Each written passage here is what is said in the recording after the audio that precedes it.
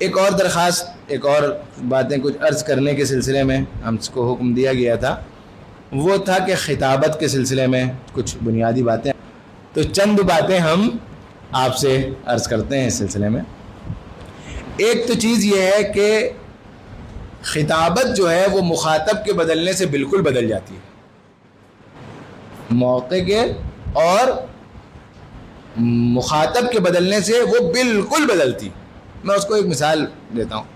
آپ جمعے میں خطاب کر رہے ہیں، آپ کے سامنے بالعموم جب آپ خطاب شروع کرتے ہیں تو بالعموم محلے کے سنجیدہ لوگ ہوتے ہیں جو پہلے سے آ چکے ہوتے ہیں، عمر دراز لوگ ہوتے ہیں، وہ ہمارے یہاں کا ایک طریقہ ہے، ٹھیک بالکل آپ، لیکن کبھی کبھار ہم لوگ نوجوانوں کے ساتھ جمع ہوتے ہیں، لڑکوں کے ساتھ جمع ہوتے ہیں، ہاں جیسے، اور اگر نہیں جمع ہوتے ہیں تو جمع ہونا چاہیے۔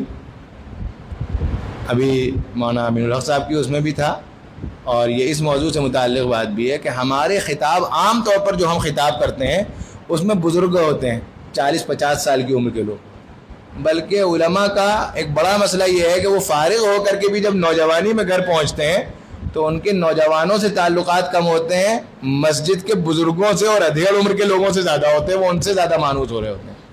ہم اور مولانا فیض الدین صاحب اب سے تقریباً 10-12 سال پہلے حیدرآباد حاضر ہوئے حضرت مولانا عبدالقوی صاحب دعوت برکاتہم کی خدمت میں، ہم لوگوں کے ساتھ 2 ائمہ بھی تھے۔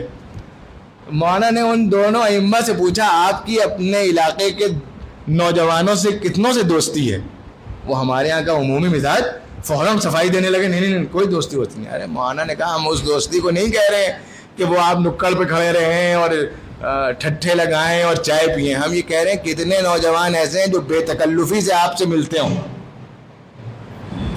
تو اصل میں ایک کام یہ بھی ہے کہ یہ جو جس گیپ کا تذکرہ ابھی مولانا کہہ رہے تھے نا، جس تکلف کا تذکرہ، جس گیپ کا تذکرہ مولانا کر رہے تھے، اس گیپ کو ختم کر دینا یہ عجیب مسئلہ ہے۔ محلے کا نوجوان ہم سے کچھ پوچھتے ہوئے جھجکتا ہے، ایک تکلف کرتا ہے، اچھا ہم بھی ملتے ہیں تو ماشاءاللہ بڑی شان بزرگی کے ساتھ، ارے بھائی ابھی جوانی ہے، جوانوں کے طرف پر ملنا چاہیے نا، ہاں تو ذرا سا بے تکلف ہونے کی ضرورت ہے۔ بہت بے تکلفی کا یہ مطلب نہیں ہے کہ ہماری زبان معیاری نہ بچے، بے تکلفی کا یہ مطلب نہیں ہے کہ ہم بے وقاری پر اتر آئیں، بے تکلفی کا یہ مطلب ہے کہ جھجک ختم ہو جائے۔ اس جھجک کو ختم کرنے کے لیے آپ کوئی بہت بڑے پروگرام نہ کریں تو کم از کم یہ کہ مسجد میں جو نوجوان آتے ہیں ان سے پیش قدمی کر کے سلام کریں، اور بھائی خیریت ہے، سب ٹھیک ٹھاک، فلاں بھائی کیسے ہیں، کہاں وہ آج کل کیا کر رہے ہو، ذرا 4-5 مرتبہ پوچھیں گے تو اس کو اپنے آپ جھجک ختم ہو جائے گی۔ 3 دن سے نہیں نظر آیا، بخار آ گیا تھا، کیا ہوا تھا، کہاں گئے تھے، ایک خود بڑھائیے رابطہ، خود اس کی ضرورت ہوتی ہے۔ تو نوجوانوں سے جب ہم گفتگو، بات وہ ہو رہی تھی، جب ہم نوجوانوں سے گفتگو کرتے ہیں تو بالکل ایک الگ طریقہ ہوتا ہے، اس میں ایک بے تکلف طریقہ ہو۔ بلکہ ہم آپ سے کہیں، ہم لوگوں نے تجربہ کیا اور بہت کامیاب رہا، ہم مسجد میں اپنی کچھ نوجوانوں کے لیے کرتے رہتے ہیں، ہم نے بعض پروگرامز ایسے کیے کہ جس میں بزرگوں کے داخلے کی ممانعت کر دی گئی، اس میں بزرگ نہیں آئیں گے۔ کیوں؟ اس زمانے کے نوجوانوں کا مسئلہ یہ ہے کہ وہ کسی ایسی جگہ جہاں عمر دراز لوگ بیٹھے ہوں وہ اپنے آپ کو ذرا پرسکون محسوس نہیں کرتے ہیں، وہاں سے ہٹنا چاہتے ہیں۔ یہاں تک کہ گھروں کے اندر یہ مسئلہ ہونے لگا ہے کہ ذرا عمر دراز جہاں خاندان کے بیٹھے، نوجوان نسل ہٹ کے پیچھے والے کمرے میں جا کے بیٹھ گئی۔ تو یہ دین سیکھنے بھی نہیں آنے چاہتے ظالم اس مجلس میں جہاں بزرگ ہوں۔ اچھا محلوں میں مسئلہ یہ ہے کہ بزرگ سمجھتے ہیں یہاں تو ہماری ہی دادا گیری چلے گی، یہ نوجوان کون ہوتا ہے مسجد میں اس طرح آگے بڑھنے والا، یہ بھی مسئلہ ہے۔ تو ہم نے بعض لوگوں کو وہ ہوا، ہمیں پروگرام مسجد میں اوپر لے کے جانا پڑا نیچے سے، لیکن اس طرح کے پروگرامز کرائے تو اس کے اپنے خطابت کے بھی الگ تقاضے ہوتے ہیں۔ مثال کے طور پر آپ اگر کہیں نوجوانوں کے ساتھ بیٹھیں تو برائے کرم وہ جو علماء نے اپنے لیے ایک پروٹوکول رکھا ہوا ہے مولویانہ تکلفات کا، ذرا اسے ہٹا دیں۔ وہ رومال یوں لٹکا ہوا، چہرہ ڈھکا ہوا، یوں چلے آ رہے ہیں، یہ میں ضرورتاً یہ باتیں کہہ رہا ہوں، بھائی طنز سے مقصود نہیں ہے۔ اس ہمارے سامنے جو نسل ہے اس کو اس سے شدید الرجی ہے، آپ نے اس طرز گفتگو کو اختیار کیا وہ بھاگی آپ کے پاس۔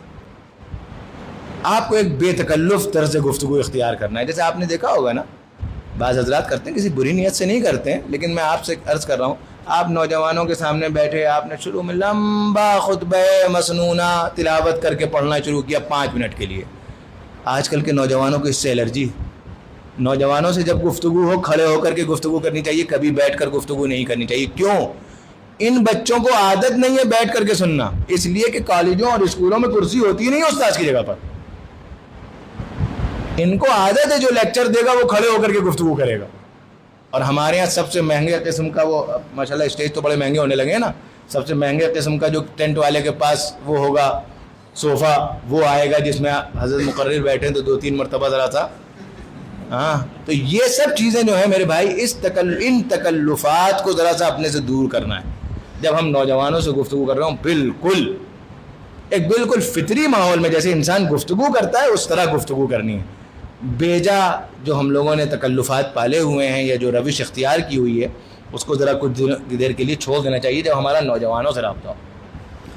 اور جب ہم بزرگوں کا رابطہ ہو ٹھیک ہے, تب بھی تسنع تکلف تو تب بھی شریعت میں غیر محمود ہے, لیکن کم از کم جو ہمارے یہاں چلا آ رہا ہے آپ اس کے عادی ہیں, اگر تکلفاً نہیں کر رہے ہیں تو چل سکتی بات ہے. لیکن نوجوانوں سے گفتگو کرتے وقت بالکل چھوڑنی پڑے گی. ہم لوگ تو بعض پروگرامز کرتے ہیں تو اس میں ایسا بھی ہم لوگوں نے کیا ہے کہ اسٹیج ہی نہیں تھا سرے سے, وہ آج کل کے طریقے پر بس کھڑے ہو جائیے اور ٹہل کر گفتگو کریے. اور اس کا ہم نے دیکھا کہ نوجوانوں کو بہت فائدہ ہوا. ایک سیرت کیمپ لگایا ہم لوگوں نے صبح سے لے کر شام تک کا, 100 کے قریب ماشاءاللہ نوجوان شریک ہوئے.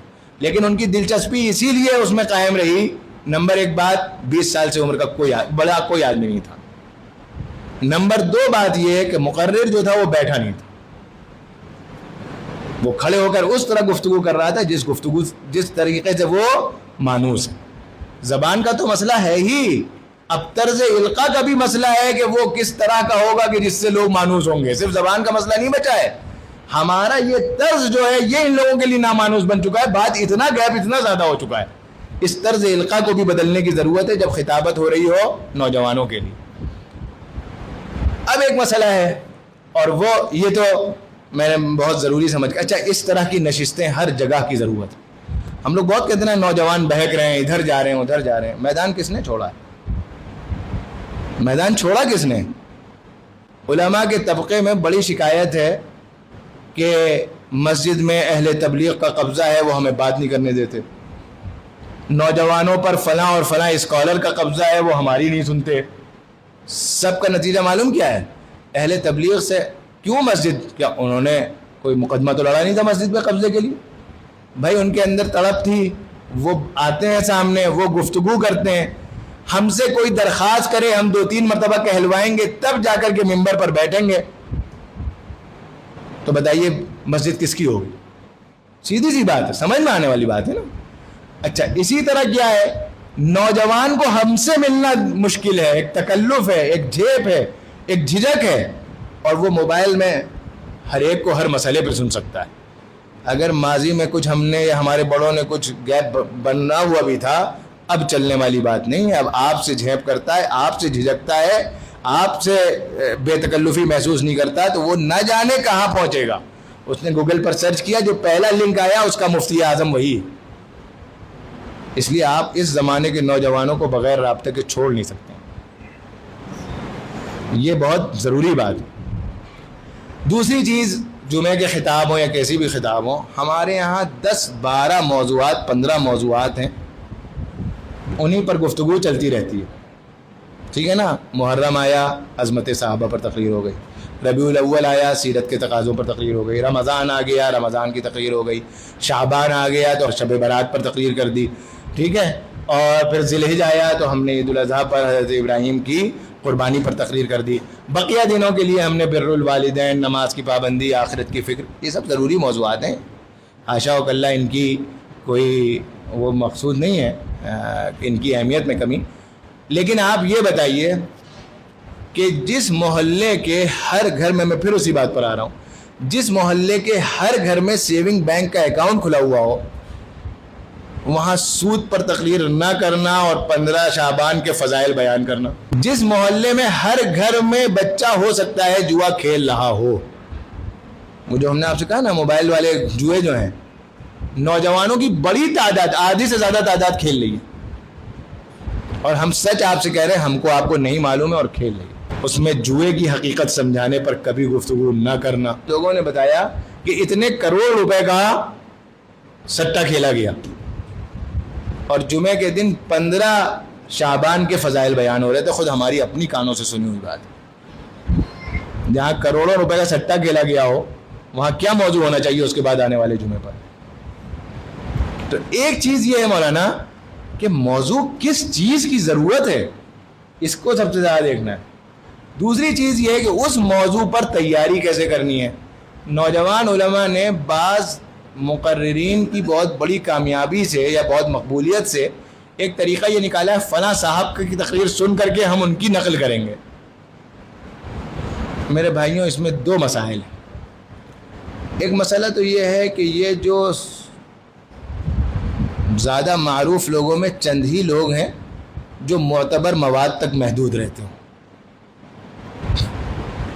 نتیجہ یہ ہوتا ہے کہ ہمارے لوگ جب تقریر سن کر تقریر کرتے ہیں تو علم غلم سب ان کی تقریر میں شامل ہوتا چلا جاتا ہے، اس لیے کہ انہوں نے تیاری کی بنیاد نہ اپنے علم پر رکھی ہے، نہ قرآن اور حدیث پر رکھی ہے، فلاں صاحب پر رکھی ہے۔ میں آپ سے سچ کہوں کہ ایک مرتبہ کیسی باتیں آج کل چل پڑتی ہیں۔ ایک صاحب نے ایک حدیث باقاعدہ سنائی، روایت، عربی الفاظ ہم نے کبھی نہیں سنے تھے، گھر میں پوچھا اور جگہوں پوچھا، کہیں نہیں سنے تھے۔